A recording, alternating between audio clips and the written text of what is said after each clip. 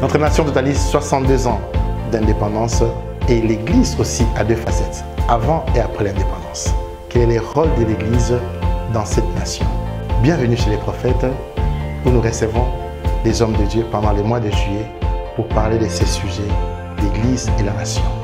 La voix prophétique que la nation a besoin d'entendre, la solution de l'Église. Quelle est la lecture de l'Église? Suivez-nous sur Parole TV tous les jours pendant les mois de juillet avec votre émission spéciale. Bienvenue chez les prophètes. À bientôt. Shalom pasteur. Shalom prophète. Bienvenue chez les prophètes, vous qui nous suivez. Nous sommes en train de recevoir un invité de qualité, de marque. Il va se présenter. Qui est Eva Kassala? Ce qui est vrai, c'est toujours pénible, difficile de se présenter soi-même. on va se soumettre à l'exercice. Eva Kassala est pasteur responsable de l'église Moisson Abondante, une des églises de la grande famille Laborde, qui est située sur l'avenue Kassavoubou, dans la commune de Kassavoubou, numéro 6, au croisement Mariano. Il est père de famille, bien sûr. J'ai des enfants, un garçon, et un père et une fille. Lynn Evlov, que j'ai salué en passant. Je suis marié à Lucie Sena, qui est ma charmante épouse aussi, que j'ai salué. Je fais des gros bisous. J'espère qu'elle va bien me suivre. Au-delà de ça, il y a d'autres casquettes. Bon, j'ai fait une formation en droit économique et social, donc je suis licencié en droit économique et social. Je suis écrivain, je suis conférencier, formateur. Nous travaillons depuis une certaine décennie dans le domaine de la formation. Donc voilà un peu la petite description de ma petite personne. Ah, ok. En tout cas, vous avez plusieurs casquettes. Plusieurs casquettes. Alors, pasteur, déjà, ce n'était pas facile, on le disait avant l'émission, d'avoir des pasteurs dès la bande pour parler de ces sujets, Église et nation. Pourquoi vous évitez des sujets qui sont tendancieux à la nation dans votre communauté? Bon, ce qui est vrai, il n'y a pas toujours des sujets à éviter dans la vie, tout sujet peut être abordé. Ce que nous évitons peut-être le plus, on peut dire, c'est des sujets apolémiques. Donc, nous n'aimons pas être trempés dans tout ce qui est polémique, tout ce qui peut être entaché, soit la crédibilité de l'Église ou de la personne. Donc, mais en tout cas, il n'y a pas de sujet tabou. On peut aborder tout sujet qui est doctrinalement défendable. D'accord. Est-ce que vous pensez que l'Église a un rôle dans une nation? Si oui, lequel? En tout cas, il est difficile de penser à une nation sans faire référence à une église. Parce que dans un pays, il y a ce qu'on appelle une sorte de pyramide, des cellules de base, des cellules de la société. Et parmi les cellules de la société, dans les bas de pyramide, nous avons aussi l'Église. L'Église est une institution forte dans une nation. Au-delà de l'aspect spirituel, c'est une institution parce qu'elle réunit au sein d'elle plusieurs personnes, donc habitants d'une nation. Donc dans l'Église, vous avez les mélanges de plusieurs langues, de plusieurs peuples, de toutes ces choses. Alors, penser à une nation sans pour autant réfléchir à l'Église, c'est quand même difficile. L'Église est influente, l'Église a un mot à dire, l'Église peut apporter une aide importante au développement d'une nation ou d'un pays. Est-ce que vous pensez que les chrétiens peuvent faire la politique? Une question assez pertinente. Peut-être qu'il ne rencontrera pas les avis de tout le monde. Je dirais qu'un chrétien peut faire la politique, mais juste à un niveau donné. Juste à un niveau donné.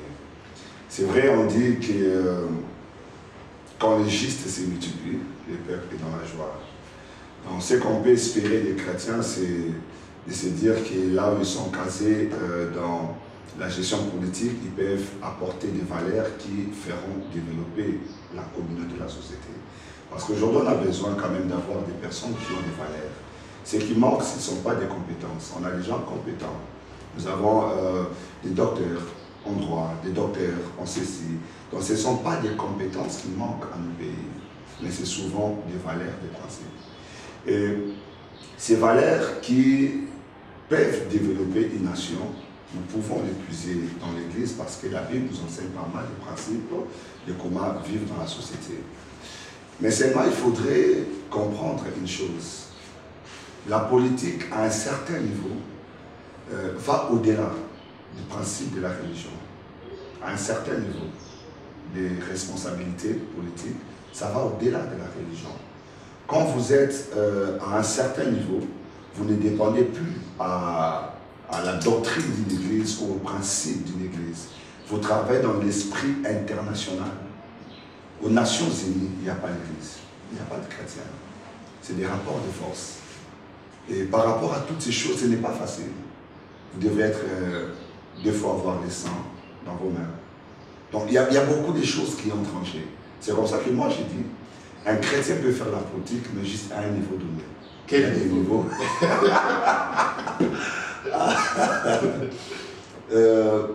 Il y a des postes et des commandements qu'à un moment donné, il faut se dire, ça ne prend pas.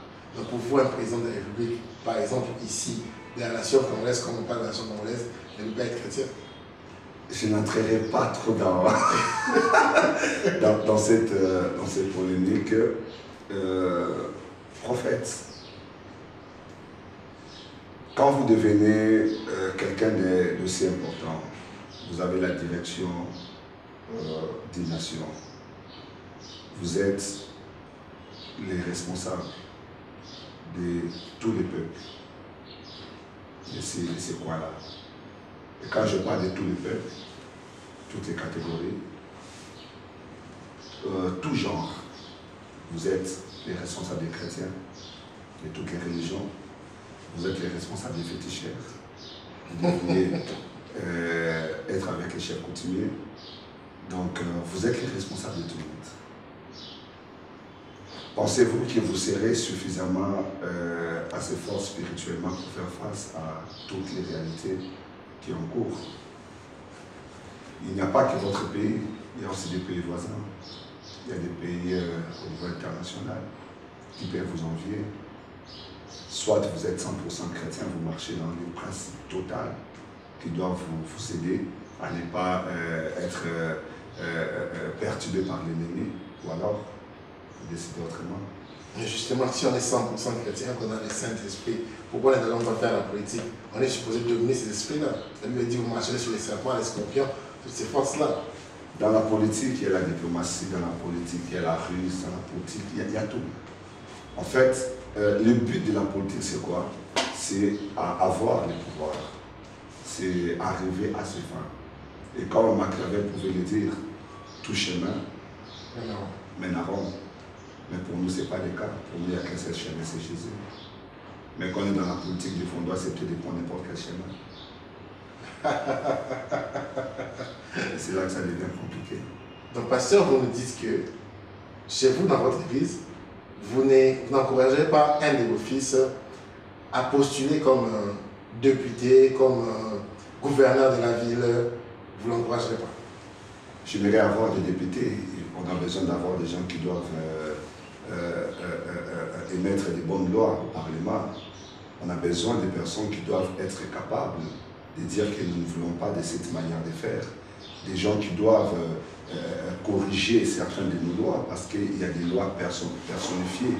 Il y a des lois, il y a de l'impunité, par exemple, qui sévit dans notre société. On a besoin d'une certaine voix qui peuvent s'élever et remettre les trains sur les rails.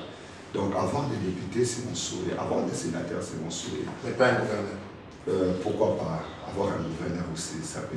Mais il verra les chefs coutumiers. Il verra les chefs coutumiers.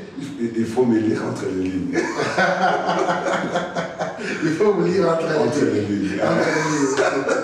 En Parce que vous savez, c'est quand même important d'avoir des députés chrétiens. L'une des choses qui aident des fois les États-Unis à des fois être équilibrés dans certaines choses, quoi que ça vire de temps à autre, c'est cette partie des républicains. Parce qu'ils puisent leurs valeurs dans les Écritures. Ils ne disent pas d'avortement, ils ne disent pas d'homosexualité. Et vous remarquerez que très souvent, lorsqu'ils ont assez de pouvoir, ils arrivent à élaguer ce genre de réalités dans leur société. Donc on a besoin de personnes qui peuvent nous aider dans ce sens-là. Mais comme je dis toujours, la politique, c'est un peu comme un couteau à deux tranchants. Ça peut vous aider à résoudre certains problèmes, mais ça peut aussi vous amener certains ennuis. Vous êtes écrivain et vous avez écrit sur le combat spirituel. On échangeait au bureau. Dans ces pays, parmi les causes, on ne va pas se voiler la face, des désordres dans les familles, des séparations dans les familles, je prends ici la peau du peuple, bien que je suis prophète, mais quand je le reçois, je parle au nom du peuple. Il y a les mouvements du combat spirituel, Bandoki.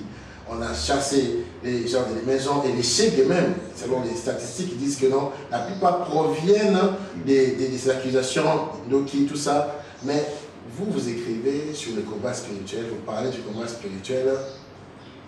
Quelle est votre lecture par rapport à cette influence du combat spirituel dans la nation? Je dois quand même être vrai avec moi-même, je ne dois pas me voiler la face. C'est vrai, le message du combat spirituel, quoique biblique, mais a été à un moment donné mal propagé. Et c'est un message qui a amené beaucoup de problèmes aussi à des familles, beaucoup de problèmes. Je ne dirais pas seulement dans le passé, même dans les temps présents. C'est un message qui sème pas mal de troubles, des diffusions, ça crée pas mal de confusion. En fait, un message biblique ne doit pas désigner, ça ne doit pas amener les désordres. Le royaume de Dieu, c'est le royaume de l'ordre.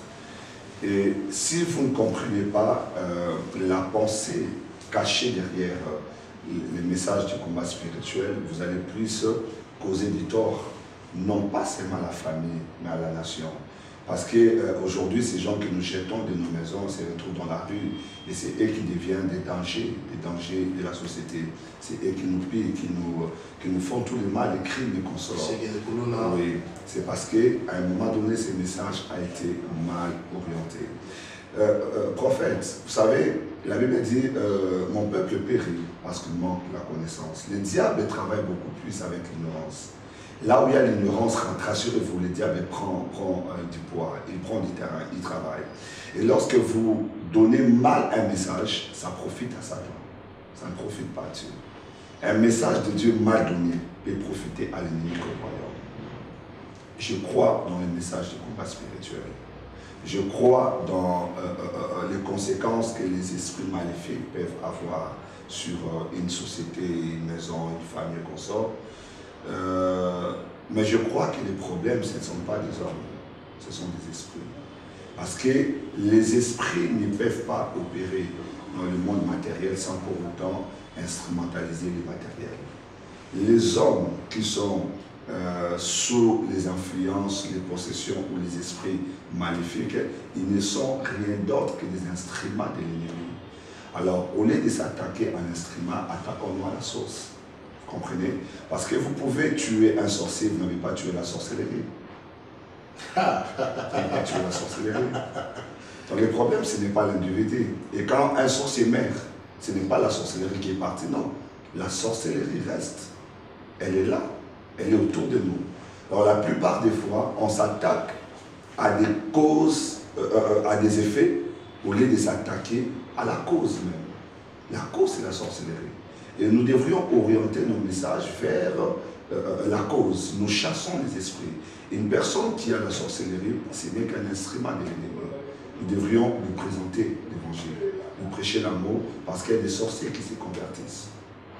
Il y a des sorciers qui abandonnent la sorcellerie, il y a des magiciens qui abandonnent, il y a des occultistes qui abandonnent ces choses. Mais si nous devrions mettre toutes ces personnes à la porte, que devient la société? Et ce n'est pas ça le rôle de l'Église. Le Seigneur a dit, je vous ai donné le pouvoir de chasser les démons, pas de chasser les gens de vos maisons. Nous chassons les démons. Maintenant, lorsque nous donnons mal un message, les gens seront chassés de leur maison. Mais on n'a pas chassé les démons. Vous avez chassé les instruments, mais les esprits sont là. Quand Jésus arrive devant le fou de Gadara, il pose la question, qui étudie les gens nous sommes. Remarquez qu'est-ce que Jésus va faire. Le fou de Gadara s'émet la terreur dans tous ces points-là. On dit que personne n'est passé aux côtés de lui. Mais quand Jésus les rencontre, qu'est-ce qu'il fait? Il chasse les démons qui étaient dans le fou de Gadara. Et le fou de Gadara avait repris le bon sens. Il est rentré dans la famille. Nous avons le but de ramener les gens dans la société, de ramener les gens dans la famille et non jeter les gens dans la rue. Ce n'est pas ça notre mission. Mais je vais rester sur ce point-là parce que c'est un message qui concerne vraiment la nation congolaise, parce qu'on parle de délivrance à gauche, destruction des hôtels à droite, on parle de beaucoup de choses. Mais est-ce que vous croyez que la délivrance est progressive? Est-ce que vous croyez qu'on ne peut pas chasser un démon et puis ça ne revient plus? Expliquez-nous un peu ces phénomènes. Bon, la Bible est claire à ce niveau-là.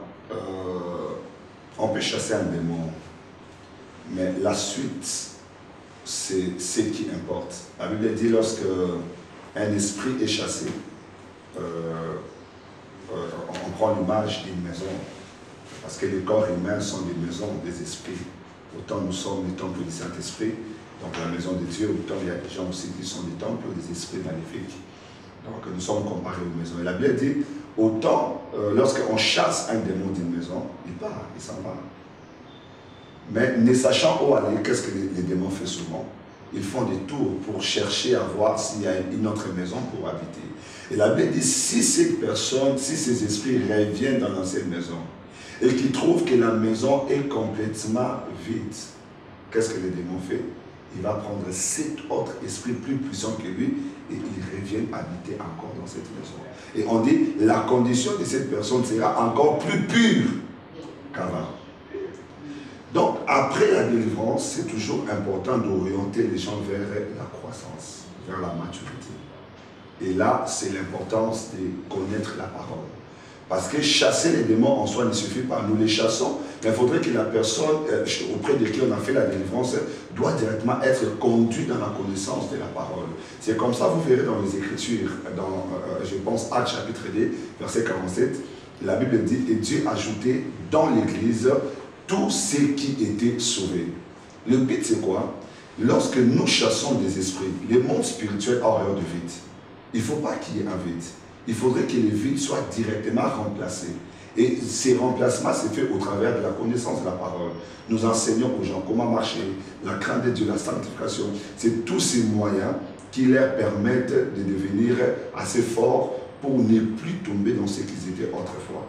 Mais lorsqu'on te fait la défense aujourd'hui, on chasse des démons, tu rentres chez toi à la maison, tu reprends l'ancienne vie, les anciennes habitudes, les mauvaises choses auxquelles on t'a reproché, tu reprends la salon, tu te mets dans des bons conditionnements d'être encore possédé. Donc ça se joue à des niveaux, au niveau de l'Église, qui doit bien enseigner, mais aussi au niveau des personnes à qui on chasse les démons, qui doivent comprendre l'importance de l'acte qui a été posé dans leur vie. Je vois une parenthèse. Puisqu'on parle de la délivrance, c'est un sujet vraiment très important dans la nation, parce que je pense que c'est le sujet même qui porte la controverse dans la nation congolaise. Est-ce qu'un né de nouveau peut être victime de démons, peut être possédé, comme on peut dire? Est-ce qu'un né de nouveau peut avoir des démons? C'est le bon cas. Prophète, c'est un sujet très très très large. Parce qu'il y a des gens qui sont contre, ils disent que non. Il y a déjà la grâce. J'ai Christ en moi. Un démon va faire quoi à l'intérieur de moi? Le problème, en fait, c'est au niveau de la compréhension du concept. Parce que le vrai débat, c'est d'abord le débat des concepts. On doit comprendre la définition d'un mot. Qu'est-ce que veut dire la possession? Parce que la possession, c'est un mode opératoire de l'ennemi. Mais est-ce que l'ennemi n'a que la possession comme mode opératoire ou il a d'autres modes opératoires? C'est en fait ça. Parce que bien des fois, nous n'avons que seul langage, la possession. Mais ce n'est pas le seul langage, ce n'est pas le seul mode opératoire de l'ennemi. Et dans la tête de beaucoup de personnes, lorsqu'on parle de la manifestation de Mouya, ils ne voient que la possession. Mais la tentation, c'est l'œuvre de l'ennemi. L'influence, c'est l'œuvre de l'ennemi. L'envoûtement, c'est l'œuvre de l'ennemi. Au-delà de l'envoûtement, nous avons quoi? Nous avons les oppressions. Justement, un chrétien peut être envoûté. Il y a beaucoup d'éléments. La possession, c'est le chef-d'œuvre de l'ennemi. Parce que la possession, c'est un peu comme la nouvelle naissance chez les chrétiens. La conséquence de la nouvelle naissance, nous devenons l'habitation de Dieu en esprit. Et la conséquence de la possession, c'est les esprits méchants, les démons, habitent l'esprit de l'homme. Donc lorsque vous comprenez le concept, certains débats un peu le corps. Un chrétien ne peut pas être possédé. Parce que les démons ne peuvent pas chasser le Saint-Esprit qui habite dans l'homme. Mais un chrétien peut subir d'autres influences de l'ennemi. Il peut être sous l'influence de l'ennemi. L'apôtre Paul s'adressa à l'église des Galates et dit: qui vous a ensorcelé? Une autre version dit: qui vous a envoûté? Donc c'est possible qu'un chrétien soit envoûté. Parce que c'est une notion large en fait. Il faudra d'abord commencer à comprendre la régénération de l'homme, la rédemption de l'homme. Et quand vous comprenez ça à ce niveau-là, certains débats peuvent être clos. Les démons peuvent tourmenter un chrétien, mais ne peuvent pas habiter l'esprit d'un chrétien. Un chrétien peut avoir une maladie démoniaque parce qu'il même a ouvert les portes. L'apôtre Paul a dit: ne donnez pas accès à Satan. Et quand vous donnez accès, vous savez quoi comme résultat? Vous avez des attaques sataniques. Ça peut vous atteindre, mais ce n'est pas la possession. C'est pourquoi j'ai dit, les débats sont au niveau des concepts. Lorsqu'on comprend très bien le concept, certains débats seront clos.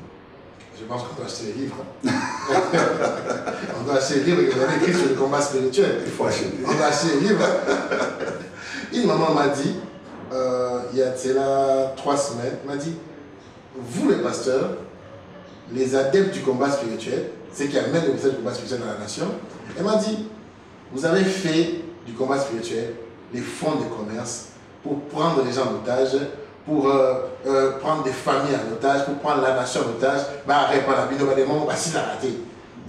N'est-ce pas là quelque chose qui cache une vérité profonde dans la nation où tout le monde maintenant se tourne vers le combat spirituel pour que les bandits et ça abrutit le peuple à ne pas travailler mais à rester à chasser les démons à tout moment. Qu'est-ce que vous pensez de ça?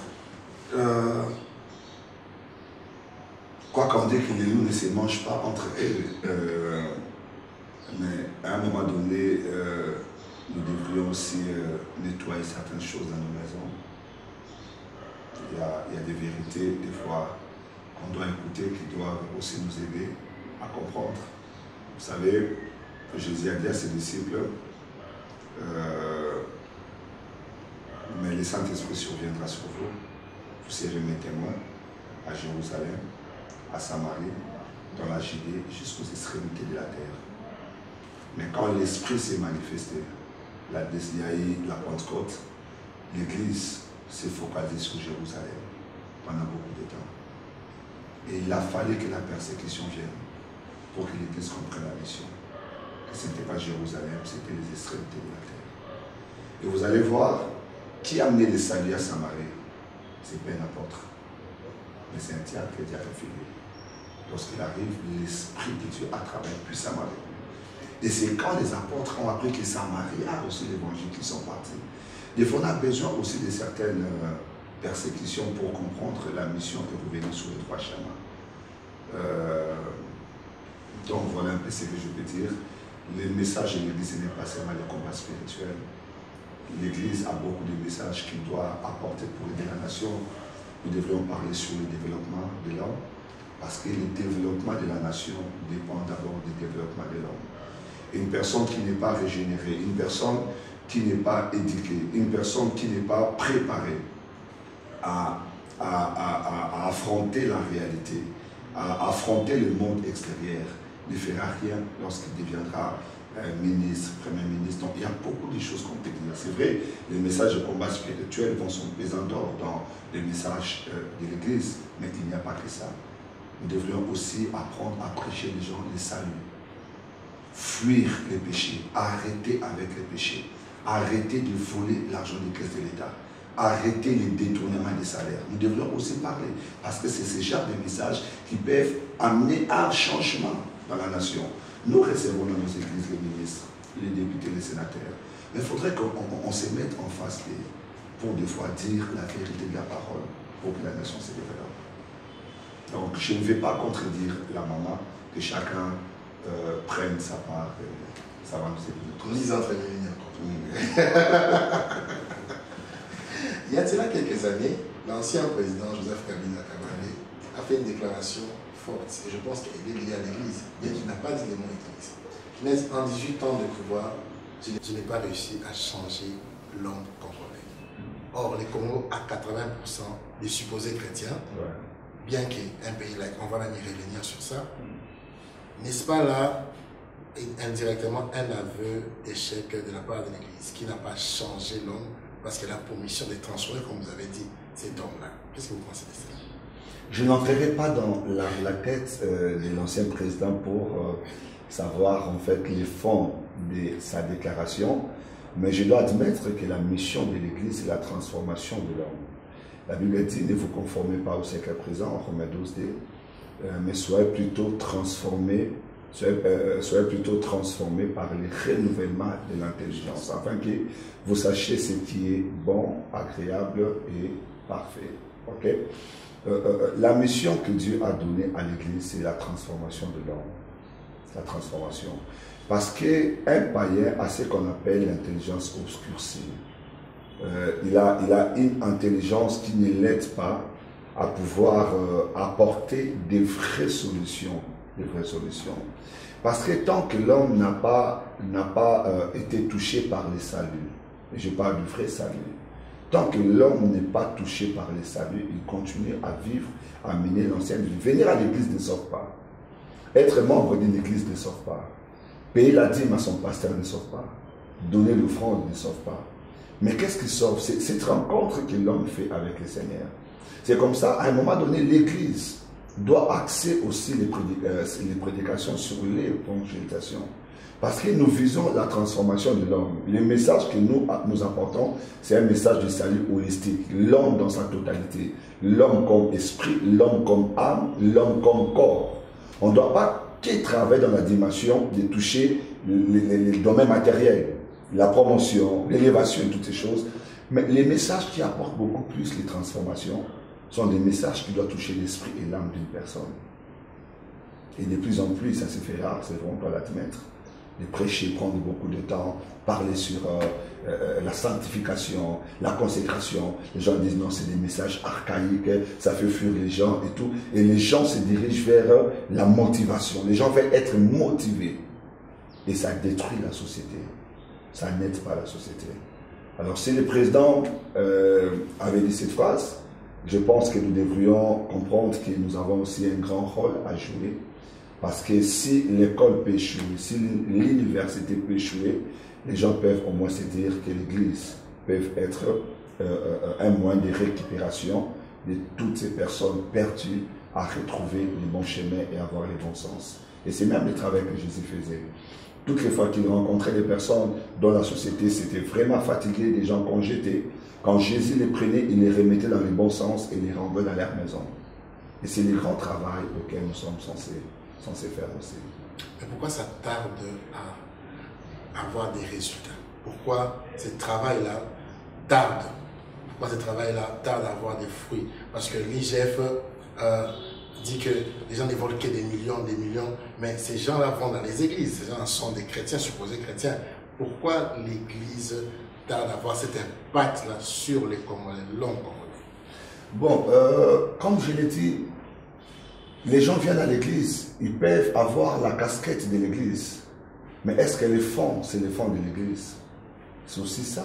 L'église est remplie de païens alors? Quand vous lisez la parabole du blé, vous allez voir qu'il y avait les mélanges du blé et du livret. Dans l'église, tout le monde vient. L'église reçoit tout le monde. Nous recevons tout le monde. Nous recevons les sorciers, les occultistes. Nous recevons tout le monde. Le but, ce n'est pas de chasser les gens, mais c'est de leur présenter l'évangile, afin qu'ils soient touchés. Moi, j'étais dans mon église victime du vol, du téléphone, des clés de contact, dans mon église. Wow. Dans mon église. Donc nous recevons de tout le monde. Nous recevons tout le monde à l'église. Et on peut voir quelqu'un entrer à l'église, on se dit qu'il est converti. Tu vois, il y a une notion en droit qu'on appelle la présomption d'innocence. On dit que tout le monde est présumé être innocent jusqu'à ce que sa culpabilité soit prouvée. Mais tant que sa culpabilité n'est pas prouvée, il demeure innocent, il faut démontrer qu'il est coupable. Et la présomption d'innocence, j'allais dire, c'est un peu, cette notion est transposée aussi à l'Église. Aujourd'hui, nous accordons à tout celui qui vient à l'Église la présomption de la chrétienté. Parce qu'à l'Église, on présume qu'il est chrétien. Mais est-ce qu'il est réellement chrétien? C'est en fait ça le problème, prophète. On dit que ces gens viennent à l'Église, oui, mais il y a des gens qui viennent pour laver la conscience. Ils ne viennent pas pour obtenir le salut. Mais ils veulent peut-être séduire un certain nombre d'électorats. C'est dit, bon, si je pars à l'église du réveil, il y a un grand nombre à l'église du réveil. Et c'est comme ça, des fois ces gens viennent. Mais est-ce qu'ils viennent pour le salut? C'est ça le grand problème. Ils ne viennent pas pour le salut. La plupart des personnes, ils viennent pour des intérêts. Ils veulent être connus avec un homme de Dieu. Il veut que son nom soit collé à une église, qu'on dise qu'il est de telle église, comme ça. Les gens lui accordent la présomption de l'innocence. Et il peut même avoir des postes, on se dit non, il est chrétien. Il ne vole pas. En fait, les gens cherchent ça, avoir l'apparence des brebis. Mais l'apôtre Paul a dit, je sais qu'après mon départ, il va s'infiltrer au milieu de vous, des loups ravisseurs. Mais en peau de quoi? En peau de brebis. Et nous avons beaucoup de loups ravisseurs en peau de brebis qui parlent au nom de l'Église, mais leur fond, c'est le fond des loups ravisseurs. Ils font du mal à la société. C'est comme ça, nous les pasteurs, nous avons le devoir d'interpeller. Je pense que quand IGF nous donne ce genre de chiffres, ça doit nous interpeller sur le message qu'on doit donner à nos fils et filles, ministres, députés, sénateurs, je ne sais pas, chefs d'entreprise, DG, directeurs financiers qui viennent dans nos églises. Nous devons leur dire que l'église ne doit pas avancer avec de l'argent volé. Nous n'avons pas besoin de l'argent sale à l'église. Il faudrait que chacun travaille. Et nous avons mal des fois quand nous regardons la télévision, vous voyez une entreprise, les gens qui disent ils sont à 10 mois impayés, ils sont à 15 mois impayés. Mais qui a la tête de cette entreprise? C'est entre griffes. Une personne qui va à l'église, on se moque de qui? On se moque de qui? Mais pourquoi vous ne sanctionnez pas à votre niveau ces personnes-là? On va sanctionner son pas ouvrier à l'église. La discipline s'applique aux disciples. On ne peut que sanctionner une personne qui est disciple à l'église. Mais c'est des personnes qui viennent, vous ne le verrez pas dans un département en train de travailler. Vous ne le verrez pas venir servir Dieu. Ils viennent dans les honneurs, il fait rester dans les honneurs. Mais justement, pourquoi vous ne les intégrez pas pour faire des disciples de Jésus-Christ? On n'intègre pas une personne de force. Nous présentons l'évangile. Et il faudrait que la personne soit touchée par la parole, qu'il comprenne l'importance de servir Dieu. Nous enseignons, nous jetons le filet dans l'eau, nous jetons, nous parlons. Mais il y a des gens qui sont attachés à leur honneur. Il y a des gens qui aiment ça, qui aiment les titres. C'est comme ça, il y a même des gens qui se permettent, quand ils viennent dans certaines églises, ils veulent avoir des chaises d'honneur. Ça ne passe pas chez nous. Ah, justement, ça ne passe pas chez vous. On vous reproche, ceux de la borne, d'être bornés. Non. On dit que chez vous, il y a trop de restrictions et même le président a organisé une prière au stade pour confier la nation. On n'a pas vu des représentants de la borne. Des choses où les gens sont unis, la borne est toujours dans son coin. Pourquoi cela? Prophète Yannick, je ne parlerai pas au nom de la borne. Mais vous êtes de la borne. Je ne parlerai pas au nom de la borne parce que je n'ai pas reçu le mandat de parler au nom de la borne, d'engager la borne. Je préfère parler peut-être de moi. Parler de moi et de ma conviction. En fait, dans l'église du Seigneur, il n'y a que Jésus qui doit avoir la place d'honneur. Okay? C'est Jésus qui a la place d'honneur. Et les représentants de Jésus, ça veut dire les cinq ministères, qui doivent avoir, parce que c'est eux qui représentent Christ dans l'église. Ils sont les dons que Christ a donnés à l'église. Il a donné aux uns comme apôtres les autres. Donc ce sont les dons de Christ à l'église. C'est des personnes qui doivent être honorées. À l'église, tout le monde est sur le même pied d'égalité. Il n'y a pas la place des riches, il n'y a pas la place des pauvres. Non. C'est la maison du Seigneur. On est tous sur le même piédestal. Que vous soyez ministre, que vous soyez cleaner, que vous soyez PDG, que vous soyez, comme on est dans notre langage courant, chaillère, que vous soyez ADG, que vous soyez un chégué, que vous soyez, qu'est-ce que je peux dire encore, Durka du président, que vous soyez un personnel de la maison, dans l'église du Seigneur, nous mettons les gens sur le même pied d'égalité. Christ n'est pas mort à la croix pour une catégorie de personnes, seulement pour tout le monde. Alors quand nous recevons les gens doivent comprendre ça. Car l'église, ce n'est pas là où on vient montrer ses titres. Ce n'est pas là où on vient montrer ses grades. Qu'on soit civil, militaire, général, quand on vient dans la maison du Seigneur, il y a un seul Seigneur qu'on doit honorer. On n'honore pas le ministre. On n'honore pas un homme. Sinon, nous allons tomber dans le cul de l'homme. On ne doit pas le faire à l'église. On ne doit pas le faire.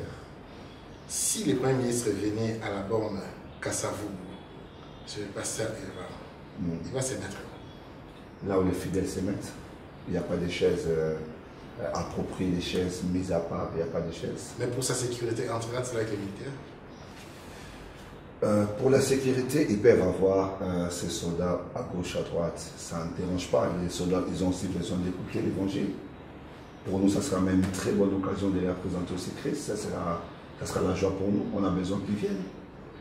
S'ils viendront avec 50, 100, on les voit comme des âmes du Seigneur. Ils seront heureux. Si quelqu'un vous donne la dîme et qu'il est politicien, vous ne savez pas s'il a volé ou n'a pas volé, s'il est dans l'IGF ou il est cité dans un rapport de l'IGF ou pas, vous n'avez pas l'information. Allez-vous interroger Dieu ou qu'est-ce que sera votre approche? La dîme, c'est la reconnaissance qu'une personne a de Dieu. Il reconnaît que dans ce que je gagne, il y a la main peut-être du Seigneur. D'abord, les basiques. Okay? C'est comme ça que tout homme, de manière naturelle, qui reconnaît qu'il y a un Dieu, qui a mis tout en œuvre pour qu'il devienne peut-être employé, employeur ou je ne sais qui reconnaît ça, il paye, il donne sa dîme. Ok? Il donne sa dîme. Mais maintenant, la question, c'est au niveau des... de la provenance. Tant qu'il n'y a aucun problème avec la personne, il vient donner sa dîme à Dieu, on prend la dîme. On prend la dîme. Mais si peut-être on présente X qui vient de faire un détournement dans une banque avec un montant précis, et qu'on vous amène cette personne X qu'on a présentée, vous amène. Il a encore présumé innocent, sans la loi. C'est une question de conscience et de conviction. C'est une question de conscience et de conviction. Quand vous venez chez moi, prophète, je dis toujours à l'église, ce ne sont pas vos dîmes qui vous sauveront. Ce ne sont pas vos offrandes qui vous sauveront. La dîme ne sauve pas. Tu peux donner à un pasteur $1 milliard de dîmes. Mais rassure-toi que si tu n'es pas sauvé, si tu n'as pas Christ, les $10 000, les 10 milliards de dollars serviront à l'église, mais toi, ta mort, tu iras tout droit en enfer. Donc tu peux amener 100 milliards de dollars. Et ça, c'est le message que j'ai dit tout le temps à l'église. Ce n'est pas d'abord vos poches dont on en a besoin, c'est vos cœurs. On a besoin des cœurs de ces personnes-là. Les poches, ça vient après. Et une dîme, je dirais, si je dois employer l'expression, c'est humain, ce n'est pas biblique. Une dîme glorieuse est celle d'une personne convertie. Une personne qui a des saluts. Il est en train d'investir dans les choses du royaume, il aura aussi part au royaume. Mais tu vas investir dans les choses du royaume pour lesquelles tu n'auras pas part à quoi. Donne d'abord ta vie au Seigneur. Et la dîme viendra après. Voilà. Donne d'abord ta vie au Seigneur et la dîme viendra après. Et si jamais c'est une dîme qui a une mauvaise source, pas forcément politique, n'importe où, mais elle a une mauvaise source, allez-vous toujours la prendre? Si je connais la source, je ne prends pas. Je dois être très clair avec moi-même, je le dis souvent. Je sais qu'un tel, elle est prostituée. que je connais que c'est une prostituée. Et la prostituée m'amène sa dîme. Je dirais non. Un pasteur a dit à la télé qu'il peut prendre toute la dîme, c'est sanctifié. Dieu n'a pas précisé la qualité de la personne de la dîme. Il a dit apportez vos dîmes et vos offrandes. Et en Israël, il n'y avait pas que les hommes saints. N'oubliez pas que Dieu a d'abord agréé Abel avant d'agréer l'offrande d'Abel. C'est souvent des versets comme c'est pensé assez souvent. Il a agréé Abel. La dîme, c'est qui doit la créer. C'est Dieu ou l'Église. On peut vous manipuler, j'ai pu prendre la dîme, je mange, j'ai pu. Mais ce qui est important, que ce soit lui qui agrée. Parce que la bénédiction, ça ne vient pas de moi. Je ne suis qu'un canal de bénédiction. Ça veut dire que ça passe, ça doit passer par moi. Si ça passe par moi, ça vient de quelque part. Je ne suis pas promoteur de bénédiction. Je vous présente la vérité, je vous présente la parole. Vous suivez ces paroles et je serai pour vous un canal de bénédiction. Vous ne suivez pas, tant mieux. Le Seigneur a agréé Abel, il a agréé l'offrande d'Abel. Il n'a pas agréé Caïn, il n'a pas agréé son offrande. Il y a beaucoup d'offrandes que l'Éternel n'agrée pas. Mais que l'Église prend quand même. L'Église acclame. Mais Jésus était assis sur le trône de l'arbre au moment des offrandes. Les gens venaient donner des tout. On pouvait acclamer. Hein. C'est riche, il a donné beaucoup d'argent. Hein. Cet autre l'a donné énorme. Mais Jésus a dit, et tous ils ont donné quoi? Le superflu. Mais c'est ces dames, cette offrande peut-être qu'on a négligée, qu'on n'a pas parlé.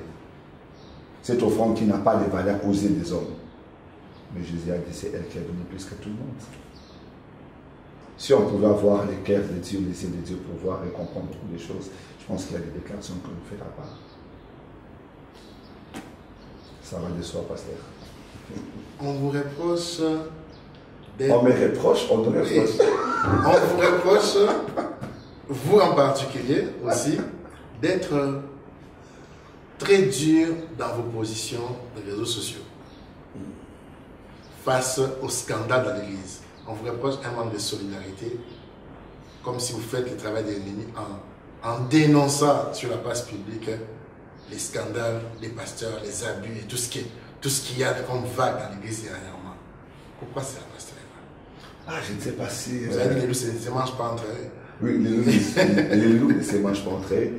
Je ne sais pas qui nous reproche de quoi, on a fait quoi, le pasteur a fait quoi, mais on n'est pas trop dans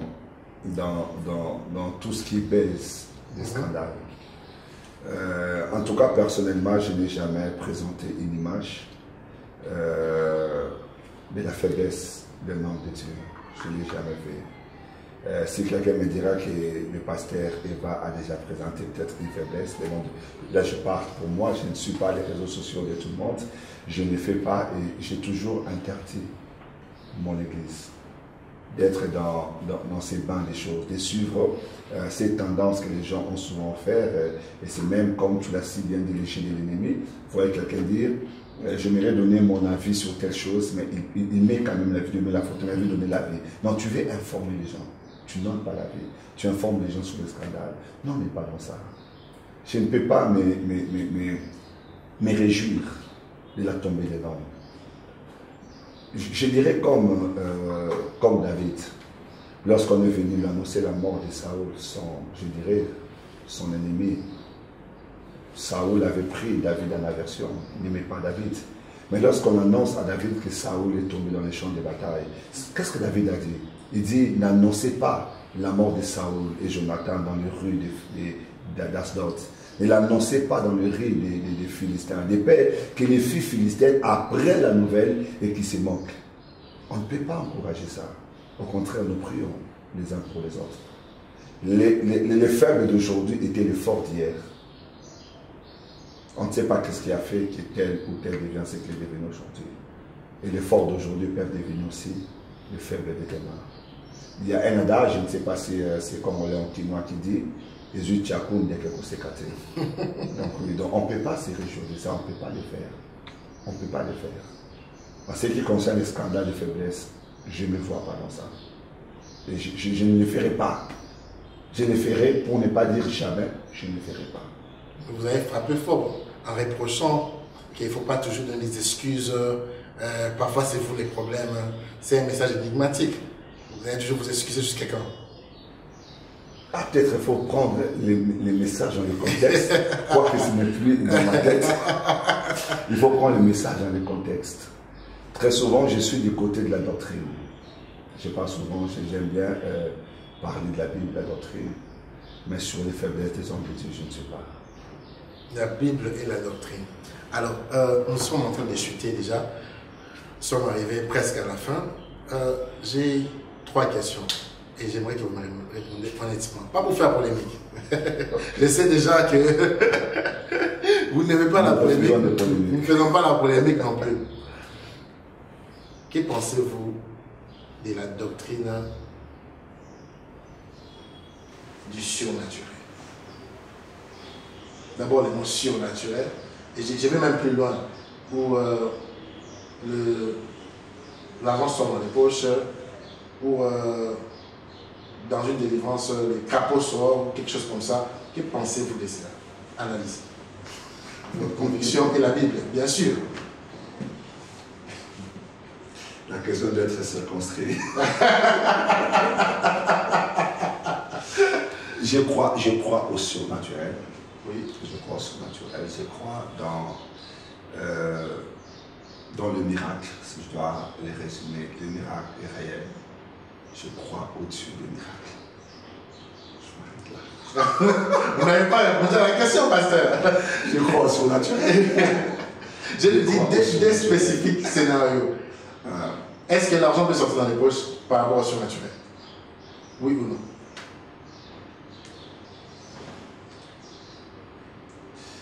Si je dois partir sur base de la loi de la sémence, quand vous lisez les livres de Genèse, Dieu a créé une seule fois les espèces, il n'a pas recréé des fois. Mais dans tout ce que Dieu créait, il lui mettait un élément. Que ce soit les noyaux, il y a toujours quelque chose et il disait que chaque espèce devait se reproduire en fonction de son espèce.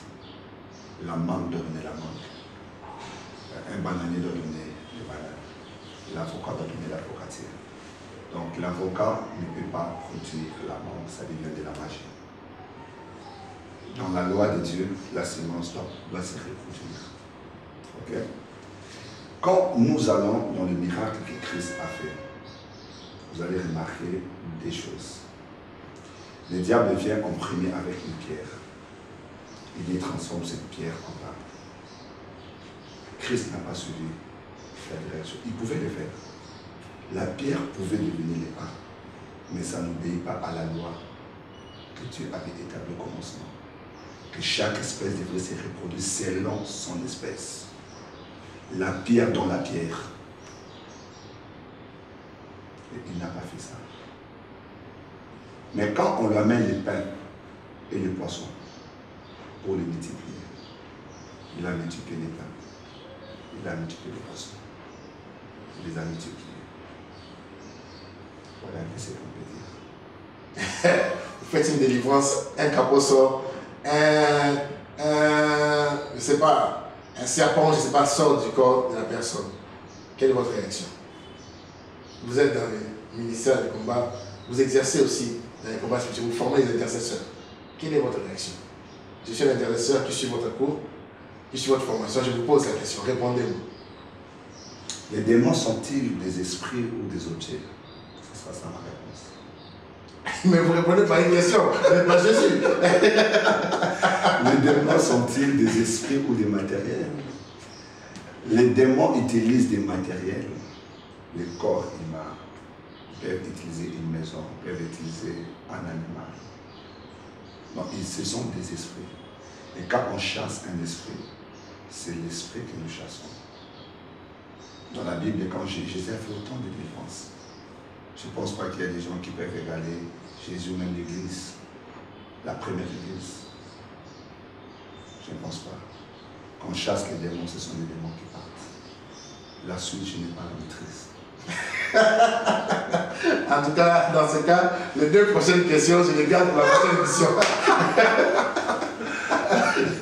Nous voulons rester dans ce que nous voyons dans les Écritures. S'il y a des gens qui expérimentent autre chose, gloire à Dieu. Mais nous restons dans ce que nous voyons. Nous restons avec le modèle de la Bible. L'apôtre Paul a dit à l'Église, soyez mes imitateurs, comme moi je le suis de Christ. Donc notre modèle par excellence est Jésus. Nous faisons ce que Jésus a fait. Nous faisons ce que Jésus nous a demandé de faire. Il a dit chasser les démons parce que lui-même a chassé les démons. Et les démons sortaient. Il chassait même des légions de démons. Plus de 5000 démons dans le corps d'une seule personne. Jésus les chassait. Mais on ne voyait pas autre chose que les esprits sortaient. Votre prochain livre? L'art de délivrer. Je vais vous recevoir spécialement pour ça. Je promote le spectateur, il va revenir. L'art de délivrer. Envoyez-moi toutes les questions. Il va répondre à toutes les questions. Merci beaucoup, Pasteur Eva, d'être venu à cet exercice assez difficile. Très difficile. Très difficile. Merci à vous de nous avoir suivis. Lui, c'est Pasteur Eva Kassandra, pasteur d'Abon Kassavubu, référence Mariano. Il est là. Si vous voulez vous procurer ce livre, vous allez contacter Parole TV. Il va vous orienter où trouver ces livres. Merci à vous de nous avoir suivis. Sur Bienvenue chez les prophètes. À très bientôt avec les prochains invités. Au revoir. Notre nation totalise 62 ans d'indépendance et l'Église aussi a 2 facettes, avant et après l'indépendance. Quel est le rôle de l'Église dans cette nation? Bienvenue chez les prophètes, où nous recevons des hommes de Dieu pendant les mois de juillet pour parler de ces sujets, l'Église et la nation. La voix prophétique que la nation a besoin d'entendre, la solution de l'Église. Quelle est la lecture de l'Église? Suivez-nous sur Parole TV tous les jours pendant les mois de juillet avec votre émission spéciale. Bienvenue chez les prophètes. À bientôt.